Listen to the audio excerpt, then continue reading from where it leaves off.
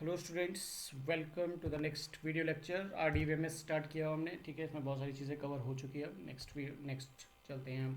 मैंने आपको उस दिन लास्ट वीडियो लेक्चर में DDL statements, DML statements, DCL statements और TCL स्टेटमेंट्स के बारे में पढ़ाया था, ठीक है। अब हम इसमें कवर करेंगे अलग अलग स्टेटमेंट्स को, उनके जो सिंटेक्स हैं उनको किस तरीके से हम लोग यूज़ करते हैं, कैसे हम उसको अपने सिंटेक्स में उसको लिखते हैं, ठीक है। तो फर्स्ट है DDL स्टेटमेंट्स। मैंने आपको बताया था DDL स्टेटमेंट्स क्या है, डाटा डेफिनेशन लैंग्वेज, ठीक है। तो डाटा डेफिनेशन लैंग्वेज मैंने आपको बताया था सबसे बेसिक, आपकी सबसे इंपॉर्टेंट लैंग्वेज है। सबसे सबसे ज़रूरी आपको अपना डाटा डिफाइन करना ही है। जब तक आपके पास डाटा डिफाइन नहीं होगा तब तक आप अपने डाटाबेस में कुछ भी नहीं कर सकते हो, ठीक है। तो डाटा डिफाइन करने के लिए हम लोग यूज़ करते हैं डाटा डेफिनेशन लैंग्वेज, ठीक है। इसमें आपके पास कौन कौन सी कमांड्स थी? क्रिएट कमांड थी, ऑल्टर कमांड थी, ड्रॉप थी, रीनेम थी, ट्रंकेट थी, ठीक है। तो हम डिफाइन करते हैं डाटा, ठीक है। सबसे पहले आपको डाटाबेस क्रिएट करना होगा। The creating database, we use the create database. ये जो मैंने कैपिटल में लिखा है, it is a syntax statement for creating a new database in MySQL, ठीक है। MySQL में हम लोग क्रिएट डाटाबेस स्टेटमेंट को यूज़ करते हैं for creating a new database, ठीक है। सिंटेक्स देखिए, क्रिएट डाटाबेस ये आपका कीवर्ड है, followed by the database name. जैसे यहाँ पे एग्जांपल देखिए, क्रिएट डाटाबेस आपका सेम आपका सिंटेक्स हो गया, followed by the database name. मैंने लिख दिया स्कूल्स, मैंने स्कूल का एक डाटाबेस क्रिएट करना है, ठीक है। तो उसके लिए मैं डाटाबेस क्रिएट कर रहा हूँ, क्रिएट डाटाबेस करके, और उसमें followed by the name of the database, ठीक है। तो क्रिएट आपका एक कमांड थी DDL स्टेटमेंट की, जिससे हमने एक डाटाबेस क्रिएट किया, ठीक है। क्रिएट डाटाबेस लिख के और डाटाबेस का नाम भी डिफाइन किया, वो हो गया हमारा स्कूल, ठीक है। अब जब हमने अपने डाटाबेस के साथ काम करना है, उस डाटाबेस के अंदर आपने क्योंकि अब देखिए स्कूल तो एक डाटाबेस है, अब स्कूल के अंदर हो सकते हैं डिफरेंट डिफरेंट सेक्शंस। एक स्टूडेंट्स का सेक्शन होगा, एक टीचर्स का सेक्शन होगा, एक नॉन टीचिंग स्टाफ का सेक्शन होगा, एक मैनेजमेंट टीम का सेक्शन होगा, ठीक है। बहुत सारे सेक्शंस हो सकते हैं। तो एक डाटाबेस आपने क्रिएट किया स्कूल का, अब आपने उसके अंदर डिफरेंट डिफरेंट टेबल्स ऐड करनी है, डिफरेंट डिफरेंट आपने उसमें डाटा ऐड करना है। तो उसके लिए हमको उसको पहले यूज़ करना पड़ता है, ठीक है, ओपन करना पड़ता है, opening database. To work with any database we have to firstly need to open it using the use statement. Use is a keyword, ठीक है। तो ये यहाँ पे जैसे मैंने स्कूल ऊपर डाटाबेस डिफाइन किया था, तो मैंने यहाँ पे यूज कीवर्ड स्टार्ट किया and followed by the name of the database, जिसको मैंने अब स्टार्ट, जिस पे मैंने काम करना शुरू करना है, दैट इज स्कूल, ठीक है। मैंने स्कूल डाटाबेस को यूज़ करना शुरू किया। मैं इसके अंदर डिफरेंट डिफरेंट डाटा को ऐड कर सकता हूँ, ठीक है। बेसिकली डाटाबेस क्या आपका एक बहुत ज़्यादा डाटा का कलेक्शन है, ठीक है, जिसके अंदर आपके डिफरेंट डिफरेंट रिकॉर्ड्स रह सकते हैं, ठीक है। तो मैंने अब यूज़ करना शुरू कर दिया अपने डाटाबेस को, ठीक है। नेक्स्ट कमांड थी हमारी, जो है हमारी ड्रॉप कमांड। ड्रॉप कमांड में ड्रॉप कमांड किस लिए यूज़ करते हैं हम लोग? ड्रॉप कमांड हम लोग यूज़ करते हैं for removing the entire database at once. मैंने आपको बताया था, ठीक है। तो आपने अगर अपने डाटाबेस को पूरी तरह से डिलीट करना है, ठीक है, तो उसके लिए हम लोग ड्रॉप स्टेटमेंट यूज़ करते हैं। सिंटेक्स देखिए, drop statement is a keyword followed by the database name, ठीक है। एग्जाम्पल ड्रॉप डाटाबेस, जैसे मैंने स्कूल डाटाबेस क्रिएट किया था, then followed by the name of the database that is school, ठीक है। तो अगर मैंने अपने डाटाबेस को अपने और ड्रॉप करना है, मीन्स अपने उसको कम्प्लीटली रिमूव करना है, तो उसके लिए हमने यूज़ किया हमारा ड्रॉप कमांड, ठीक है। तो इसके बाद नेक्स्ट मूव करेंगे हम क्रिएटिंग टेबल, ठीक है। देखिए डाटाबेस क्रिएट हो गया, ओपन हो गया, ड्रॉप कर दिया। ड्रॉप मीन्स आपने उसको क्लोज कर दिया, मीन्स डिलीट कर दिया। अब पर मैंने उस डाटाबेस के अंदर, जैसे डाटाबेस मैंने क्रिएट किया डाटाबेस स्कूल नाम का, इसको मैंने ओपन भी किया यूज स्टेटमेंट के साथ। तो अब मैंने इसके अंदर डिफरेंट डिफरेंट रिकॉर्ड्स को सेट करना है, ठीक है। इसमें मैंने डिफरेंट डिफरेंट रिकॉर्ड्स को ऐड करना है, तो उसके लिए मुझे टेबल्स क्रिएट करने पड़ेंगे, ठीक है। Creating table in database or MySQL. Database in MySQL are made up of database objects, ठीक है। The best known and most important database object is probably the table, ठीक है। आपको टेबल ही क्रिएट करना पड़ेगा अपने डाटाबेस के अंदर अगर आपने उसके अंदर रिकॉर्ड ऐड करना है। The create table statement is use to develop new tables, ठीक है। जो ये क्रिएट टेबल, जैसे वहाँ पे क्रिएट डाटाबेस आपकी स्टेटमेंट थी, यहाँ पे आपकी स्टेटमेंट है क्रिएट टेबल, ठीक है। It is use to develop new tables, ठीक है। Tables are created by using create table command, ठीक है, विच इज़ एज फॉलो, ठीक है। देखिए जब आपने टेबल क्रिएट करना है, तो हमारे पास जो सिंटेक्स है वो इस तरह से रहेगा। क्रिएट टेबल आपका सिंटेक्स है, कीवर्ड है, followed by the table name, जैसे वहाँ पे आपका फॉलोड बाय द क्या था, डाटाबेस नेम, ठीक है। वैसे ही यहाँ पे हमने क्या किया, create table followed by the table name, ठीक है। फिर आपने क्या, कॉलम ऐड किया, column name followed by the उसका डाटा टाइप। डाटा टाइप मैंने आपको बताया था कि किस टाइप का डाटा उस कॉलम के अंदर आए, ठीक है। And followed by the size, उस पर्टिकुलर डाटा का साइज कितना रहेगा। वैसे ही second column, third column and so on, ठीक है। जैसे यहाँ पे एग्जांपल बताया, मैंने क्रिएट टेबल किया क्लास नाम का, ठीक है, मैं स्कूल के अंदर एक क्लास नाम ऐड कर रहा हूँ, क्लास नाम का एक टेबल क्रिएट कर रहा हूँ जिसमें क्लास से रिलेटेड मेरी क्या रहेगी, इन्फॉर्मेशन रहेगी, ठीक है। तो मैंने क्रिएट टेबल किया क्लास नाम का, और इसके अंदर देखिए किस तरीके से मैंने डिफरेंट कॉलम्स ऐड किए। नेम, वेर केयर क्या है, हमारा डाटा टाइप था जिसके अंदर आप आपका जो करेक्टर है वो वेरी करता है अकॉर्डिंग टू द साइज, ठीक है, and followed by the size of the column, ठीक है। नेक्स्ट क्लास कॉलम ऐड की मैंने, ठीक है, फॉलोड उसमें फिर से डाटा टाइप है और उसका साइज है। नेक्स्ट मैंने कॉलम ऐड किया roll number, data type number, ठीक है, उसके आगे साइज, ठीक है। इस तरीके से मैंने आपका टेबल क्रिएट किया MySQL में, ठीक है। तो आपके पास क्वेश्चन जहाँ क्या आता है, क्वेश्चन आपके पास ये आता है कि write short note on creating table in MySQL, ठीक है, या how to create table in MySQL। तो आपको ये जो आपको सामने दिख रहा है ये सारा का सारा आपको लिखना है, ठीक है। अगर इसमें कोई डाउट है, आपको कोई चीज़ समझ नहीं आ रही तो वो आप मुझसे पूछिए, ठीक है। नेक्स्ट है DML स्टेटमेंट। DDL स्टेटमेंट्स हमने कर लिए, क्रिएट कर दिया, ड्रॉप कर दिया, यूज़ कर लिया, ठीक है। अब हम DML स्टेटमेंट्स के साथ काम करेंगे। DML स्टेटमेंट्स क्या थी हमारी, डाटा मैनिपुलेशन लैंग्वेज, ठीक है। मैनिपुलेट करना, अब जब डाटा आपका क्रिएट हो चुका है अब आपने उसको मैनिपुलेट करना, उसके अंदर डाटा इंसर्ट करना, उसको आपने यूज़ करना, ठीक है, किसी और डाटाबेस के साथ उसको मर्ज करना, तो उसके लिए हम लोग यूज़ करते हैं DML स्टेटमेंट्स, ठीक है। तो DML स्टेटमेंट में फर्स्ट थी हमारी insert command, inserting data into table. अब मैंने देखिए डाटा टेबल तो क्रिएट कर दिया यहाँ पे, ठीक है।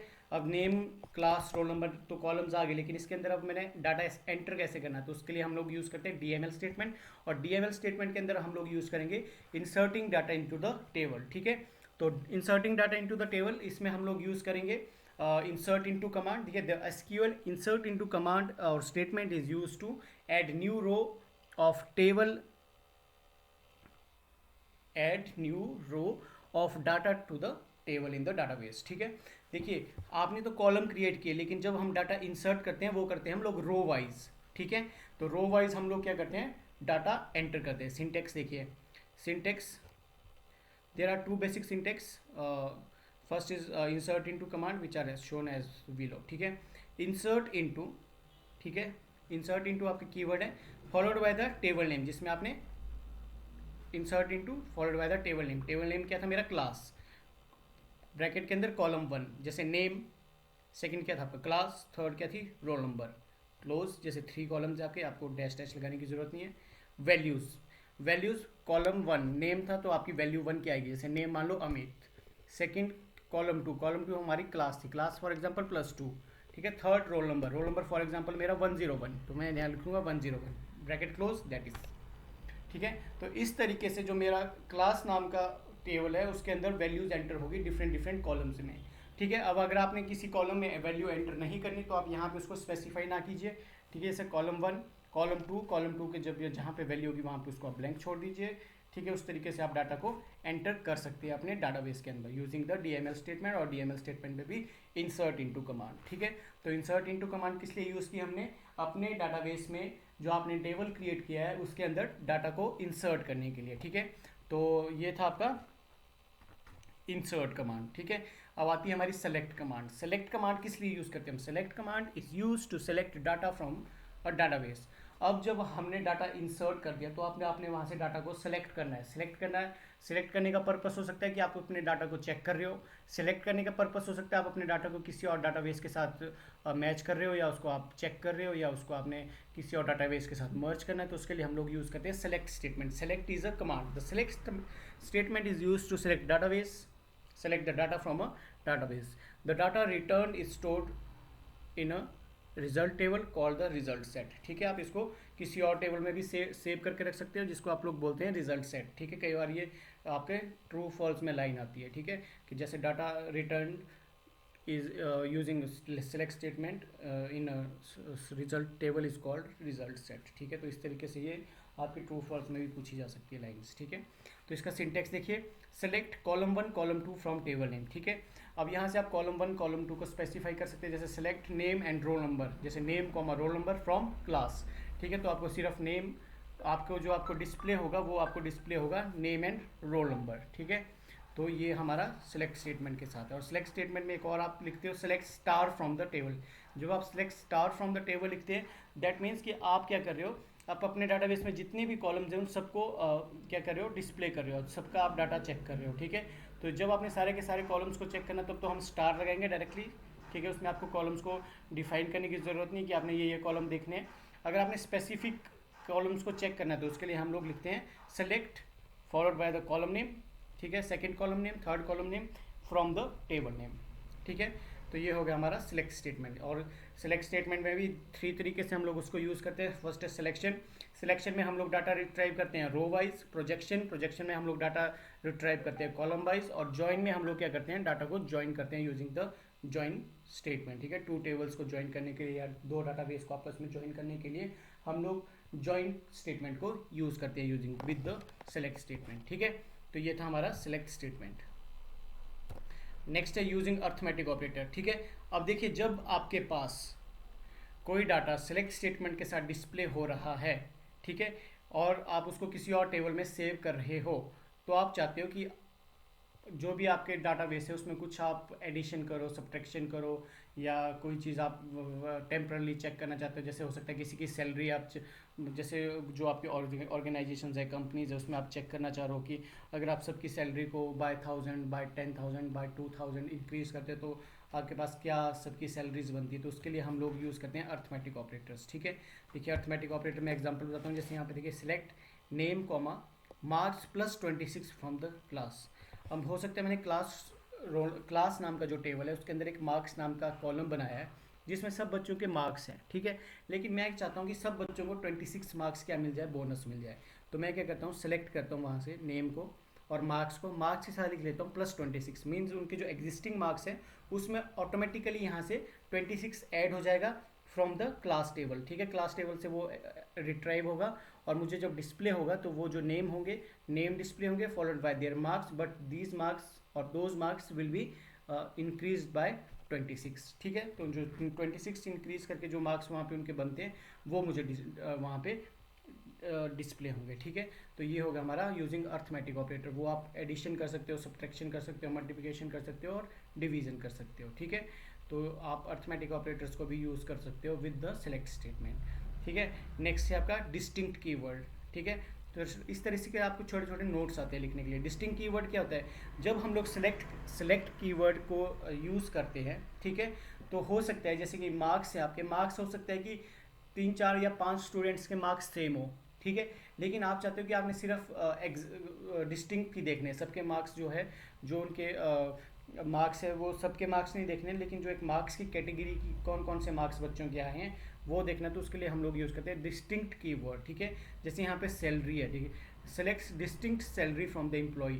एम्प्लॉय नाम का हो सकता है कोई टेबल है, वहाँ से सैलरी देख रहे हैं वो, लेकिन डिस्टिंक्ट से क्या होगा, हो सकता है कि 5 एम्प्लॉयज़ की सैलरी सेम हो, लेकिन वहाँ पे क्या होगा, वहाँ पे सिर्फ और सिर्फ जो सैलरीज हैं वो डिस्प्ले होगी ऑफ द डिफरेंट साइज़, ठीक है, मतलब डिफरेंट साइज़ की, ठीक है। मतलब कि सबकी जैसे हो सकता है किसी की 10,000 डिस्प्ले हो रही हो, किसी की 12 हो, किसी की 15 हो, किसी की 25 हो, किसी की 35 हो। ऐसा नहीं होगा वहाँ पे कि 35 वाले 2 या 3 डिस्प्ले होने शुरू हो जाएंगे और 25 वाले 6 दिखने शुरू हो जाएंगे, 15 वाले 12 दिखने शुरू हो जाएंगे। इस तरीके से नहीं होगा।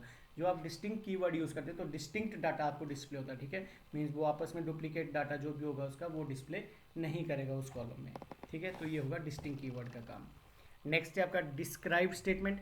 डिस्क्राइब स्टेटमेंट और DESC, ठीक है, ये दोनों चीज़ें, ये दोनों स्टेटमेंट्स सेम काम करती है। ये आपका क्या काम करती है, ये डिस्क्राइब करती है उस पर्टिकुलर टेबल का जो उसका आपने उसको क्रिएट किया है। क्रिएशन के टाइम पे उस टेबल में आपने कौन कौन से कॉलम्स बनाए हैं, कौन कौन से कॉलम्स को क्या क्या डाटा टाइप्स दिया है, उन डाटा टाइप्स का भी क्या क्या साइज़ है, ठीक है। तो वो आपने देखना है, तो हम लोग यूज़ करते हैं DESC और डिस्क्राइब, ये दोनों statements followed by the table name, ठीक है। इससे क्या होगा कि जब आपने अपना वो टेबल क्रिएट किया होगा तो उस वक्त आपने कौन कौन से कॉलम्स बनाए थे और उन कॉलम्स का क्या क्या डाटा टाइप था और उन डाटा टाइप्स के साथ साथ उनका साइज़ क्या था, वो सब का सब डिस्प्ले होगा यूजिंग द डिस्क्राइब स्टेटमेंट, ठीक है। तो इसके बाद है आपका where clause. Where clause is use to filter the record, ठीक है। फिल्टर रिकॉर्ड करने के लिए हम लोग यूज़ करते हैं वेयर क्लॉज को। It is use to accept only those record that fulfill a specified condition, ठीक है। वेयर क्लॉज का सिंटेक्स देखिए, select column 1 and column 2 from table where condition, ठीक है। मीन्स आप चेक करना चाह रहे हो कि आपके पास जो बच्चे हैं, ठीक है, उनमें से कौन कौन से ऐसे बच्चे हैं जो कुल्लू से आते हैं, ठीक है। तो मैं यहाँ लिखूँगा select student name comma address from student table where location is equal to quotes में कुल्लू। कैसे यूज़ करेंगे हम इसको हम नेक्स्ट लेक्चर में करेंगे वेयर क्लॉज को आगे, ठीक है। तो ये आपका वेयर क्लॉज मैक्सिमम किस लिए यूज़ होता है, फॉर फिल्टरिंग द रिकॉर्ड, ठीक है। और स्पेसिफाइड रिकॉर्ड स्पेसिफाइड कंडीशन के साथ अगर आपने अपने डाटा को चेक करना तो उसके लिए हम लोग वेयर क्लॉज को यूज़ करते हैं, ठीक है। तो इसको हम अभी आगे डिस्क्राइब करेंगे, इसको मैं आगे पढ़ेंगे कि क्या क्या इसमें डिफरेंट डिफरेंट फीचर्स है, कैसे कैसे रहते हैं। तो मे भी कल के लेक्चर में ये कंप्लीट हो जाए आपका ये वाला चैप्टर। तो इसमें आपके पास जो भी रहता है वो आपने कर लेना है, जो आपको इसमें डाउट है वो आप मुझसे पूछिए। कोई बड़ी इसमें कुछ ज़्यादा मुश्किल तो है नहीं ये चैप्टर मेरे हिसाब से, लेकिन फिर भी अगर आपको कुछ चीज़ है जो समझ नहीं आई है वो आप मुझसे पूछिए, ठीक है। तो आज के लिए काफ़ी है, नेक्स्ट लेक्चर में हम इससे आगे बढ़ेंगे।